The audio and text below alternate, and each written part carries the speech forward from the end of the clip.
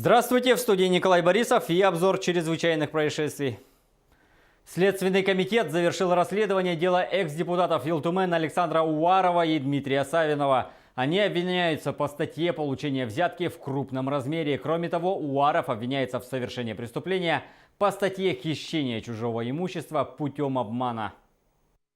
Обвиняемые, являясь должностными лицами, занимающими государственные должности субъекта Российской Федерации, используя свои служебные полномочия с целью незаконного обогащения, получили у генерального директора одного из акционерных обществ взятку в виде денег на общую сумму 900 тысяч рублей. Денежные средства были получены за содействие в принятии закона о внесении поправок в закон Республики Саха-Якутия в части дополнительного бюджетного ассигнования по вопросу искусственного осеменения крупного рогатого скота. Кроме того, бывший народный депутат Уваров обвиняется в том, что в период с февраля 2016 по март 2018 года порядка 20 раз, выезжая в служебные командировки в Сунтарский район Республики Саха-Якутия, совершил хищение денежных средств республиканского бюджета. Выезжая в командировки, депутат получал в бухгалтерии в качестве аванса денежные средства на проживание, но при этом он приобретал заведомо подложные документы, якобы подтверждавшие его проживание в гостиницах Сунтарского района. На самом деле депутат жил у родственников, а подложные чеки и квитанции систематически предоставлял в бухгалтерию Государственного собрания Илтумен. Тем самым путем обмана в течение 3 лет похищал бюджетные средства на общую сумму 159 тысяч рублей. В Якутии задержана группа лиц, подозреваемых в совершении серии краж имущества на общую сумму свыше 1,5 миллиона рублей. Подробнее в сюжете пресс-службы МВД. В городе Якут сотрудниками уголовного розыска при силовой поддержке ОМОН Росгвардии задержана группа лиц в возрасте от 18 до 23 лет, подозреваемых в совершении серии краж материальных ценностей с объектов строительства и гаражей на общую сумму свыше 1,5 миллиона рублей. На данный момент раскрыто около 20 эпизодов совершения аналогичных краж. Однако у оперативников есть все основания полагать, что количество потерпевших намного больше. При обысковых мероприятиях был обнаружен ряд незаявленных чужого имущества. Ведется работа по установлению их законных владельцев. Возбуждены уголовные дела по части 2 статьи 158 Уголовного кодекса Российской Федерации «Кража». В отношении 2 избрана мера пресечения в виде заключения под стражу. Следственные мероприятия продолжены. Накануне в Мирном автомобиль КАМАЗ наехал на опору электропередач и отрубил свет в нескольких кварталах. ЧП произошло в 4:30 вечера. Через 4 часа энергетики западных электрических сетей вернули электричество в дома города. Преступники хотели украсть аттракцион-сюрприз. В конце октября неустановленные лица проникли на участок ООО «Амбика», повредив шлагбаум. Они пытались похитить со склада находящийся там в разобранном виде аттракцион-сюрприз, стоимость которого почти 600 тысяч рублей. Однако преступный умысел не был доведен до конца, так как на место прибыли собственники сюрприза. По уголовному делу проводится предварительное следствие. Еще один сюрприз. В Мирном возбуждено уголовное дело по краже автотехники и иных материально-технических ценностей на сумму свыше 13 миллионов рублей. Технику угнали в сентябре с территории временной стоянки организации, которая занимается геологоразведкой.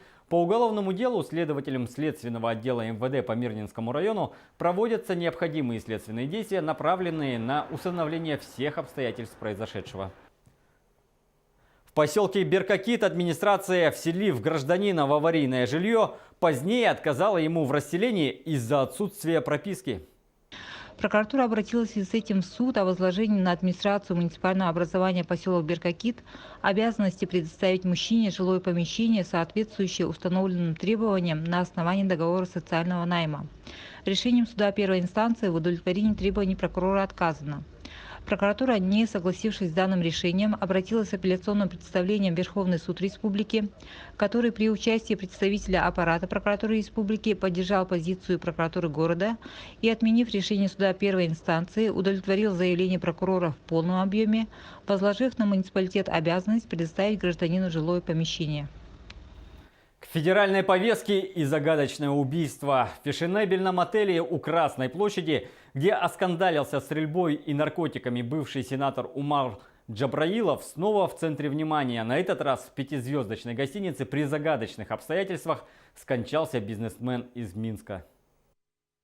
Игорю Санину было 39 лет. Мужчина занимался бизнесом и прилетел в Москву из Минска. Остановиться решил в одном из самых дорогих отелей столицы, в 100 метрах от Кремля. Отдых в фешенебельном номере оказался для него последним событием в жизни. Версия следствия – отравление контрафактным алкоголем. Учитывая высочайший уровень гостиницы, подобные инциденты вызывают много вопросов. По предварительным данным, при осмотре на теле мужчины признаков насильственной смерти не обнаружено. В настоящее время проводится комплекс проверочных мероприятий, направленный на установление всех обстоятельств произошедшего. Назначена судебно-медицинская экспертиза. Удивительно, но супруга погибшего узнала о его смерти спустя 3 дня. Никто не уведомил женщину. В отеле ничего не подтвердили, из полиции мне никто не позвонил. Консульство, к слову сказать, тоже молчит. Он гражданин Российской Федерации, проживает, в паспорте у него стоит отметка о том, что он имеет вид на жительство в Республике Беларусь. Абсолютно никого не смутило, что никто ничего не знает. Я узнаю через десятые руки об этом спустя 3 дня после того, когда это произошло. В самом отеле хранят молчание. Пресс-служба на официальные запросы не отвечает. Сотрудники говорят, что в неведении. Вот что нам сказал бармен, отвечающий за алкоголь в отельном лаунж-баре. Но на моей памяти это было бы впервые. Сколько я работаю в отелях. С 18 лет, 25 лет, ну то есть 7 лет.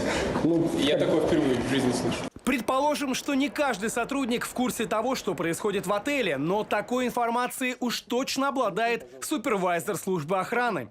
Однако мужчина сначала отрицал сам факт произошедшего, затем от каких-либо комментариев отказался вовсе. Следственный комитет дал официальный пресс-релиз о том, что 3 дня назад человек скончался. Вы сейчас что хотите узнать? От вас я хочу узнать. Мы ничего не комментируем еще раз. Почему не комментируем? Если вы еще раз будете задать такие вопросы, мы вызовем сотрудников полиции. Наш источник утверждает, что в крови мужчины найдены еще и вещества, возможно, наркотического типа. Андрей Теребенцев, Георгий Белецкий, Александр Шедевр. Новости 360.